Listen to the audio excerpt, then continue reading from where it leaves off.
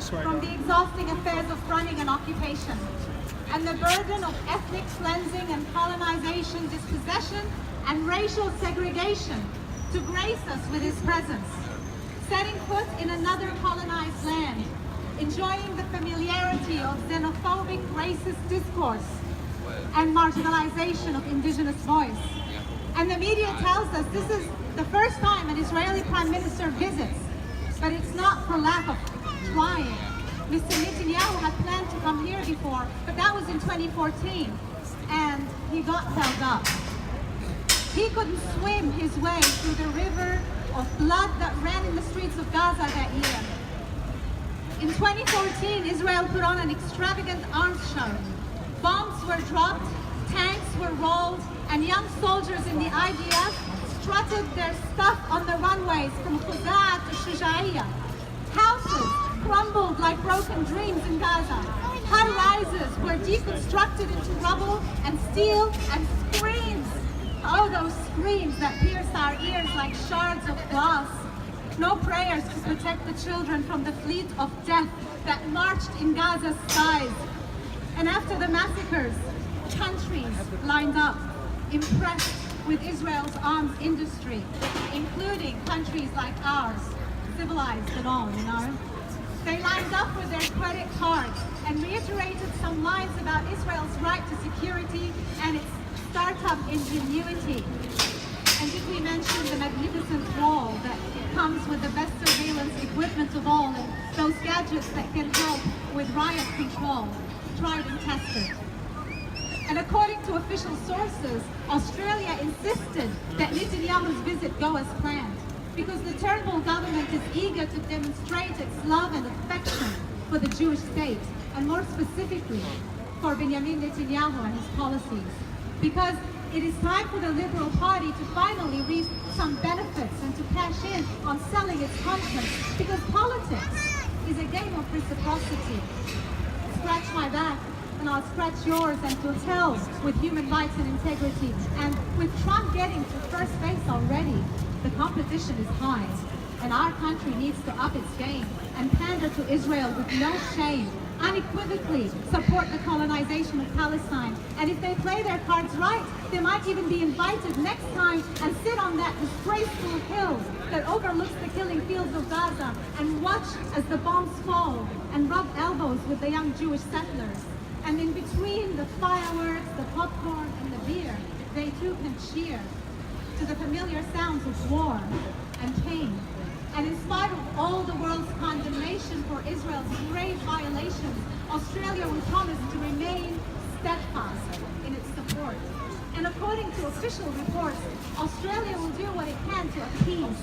It recently sent only low-level delegates to the Paris and East Conference, and there it sat in the corner all alone, while the rest of the world moved on, away from supporting colonization. But no, not our Prime Minister. He was the only world leader to publicly criticize the United Nations Security Council resolution, which states that there is no legal validity to the occupation. Turnbull called the resolution one-sided and deeply unsettling. Shame. Sure sounds like him. To ethnic cleansing, 2 points of view on dispossession and massacres. And the media also plays a role in prolonging this conflict. Reporters have no problem invading the privacy of the dead and the dying in Palestine, zooming in with their cameras to capture images of daily misery and humiliation, while offering no context, no mention of Nakba and occupation. Every day in Palestine, our grief and our trauma are sensationalized, reduced to sound bites, theories, statuses, and tweets, pundits pontificating as they spar on TV. But there is not enough death in Palestine to sustain the attention of the privileged few. How can we compete with Marriage at First Sight or The Bachelor or some other shit reality show? And even when the cameras stop rolling, reality in Palestine persists. Days and nights are cycles of terror, and Palestinians are still imprisoned behind a wall, dead or alive. Even they don't really know. And as we move forward, right-wing members of Netanyahu's coalition will press for the annexation of Palestinian land. And Israel is hoping that after 20 years of negotiations, that they have weakened and fragmented the Palestinians in a way that makes it possible to stand up and resist. Israel hopes the physical landscapes of checkpoints, towers, high walls, and razor wires have weakened our spirit and our resolve. Meanwhile, well-meaning politicians who claim to be on our side are still calling for a negotiated solution and a recognition of the Palestinian state. Far too little, much too late. But we are stronger than ever, and we are determined more than ever, and we are on a path to liberation and to victory, while increasingly the world is seeing Israel for what it is, an ethnocentric racist entity. Just this week, NFL players have cancelled their visit to apartheid state. Yeah.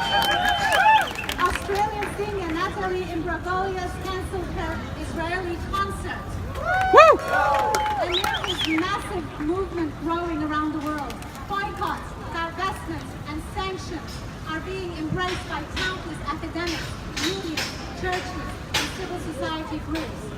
And the voices are growing louder, and they're saying no to normalizing Israel's oppression. And we have not been weakened.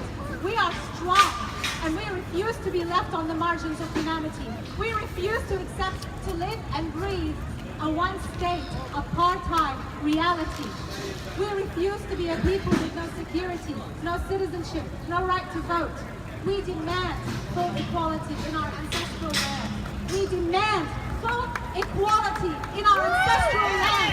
Here. No justice, no peace. Thank you.